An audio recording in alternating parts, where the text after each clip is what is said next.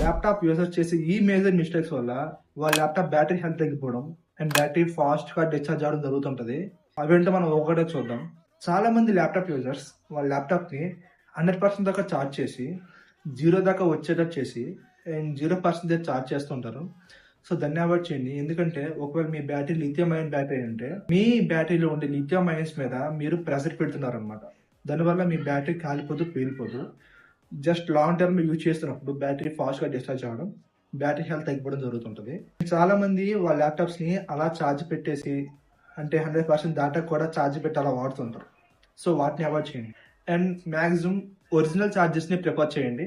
మీ laptop ఎప్పుడు కూల్గా ఉండేటట్టు చూసుకోండి. ల్యాప్టాప్ హీట్ అయినా కూడా మీ ల్యాప్టాప్ బ్యాటరీ ఫాస్ట్ గా డిశ్చార్జ్ అవుతూ ఉంటుంది. దాన్ని కూడా అవాయిడ్ చేయండి. అండ్ మాక్సిమం ల్యాప్టాప్స్ ని ఎవరైతే లాంగ్ సెషన్ లో అంటే ప్లగ్ ఇన్ చేసి వాడాలనుకునే వాళ్ళు స్మార్ట్ ఛార్జింగ్ ఎనేబుల్ చేసుకుని వాడడం ట్రై చేయండి. అవి ఒక్కొక్క ల్యాప్టాప్ లో అండ్ ఒక్కొక్క బ్రాండ్ మోడల్ బట్టి మారుతూ ఉంటాయి. నేను మీకు అన్ని డిస్ప్లే చేస్తున్నాను, చూసుకోవచ్చు, చెక్ చేసుకోండి. ఓకే బ్రో, అంతా బాగానే ఉంది. 100% దాకా ఛార్జ్ చేద్దాం అంటున్నాం, 0% దాకా తేవద్దు అంటున్నాం. అయితే బ్యాటరీ పర్సంటేజ్ ని ఏ పర్సంటేజ్ మధ్యలో ఉంచాలి? సో మాక్సిమం మీ బ్యాటరీని 20 to 80% మధ్యలో ఉంచేటట్టు చూసుకోండి. 20 తగ్గకూడదు, 80కి పెరగకూడదు. సో ఇదే చింతే. బాయ్.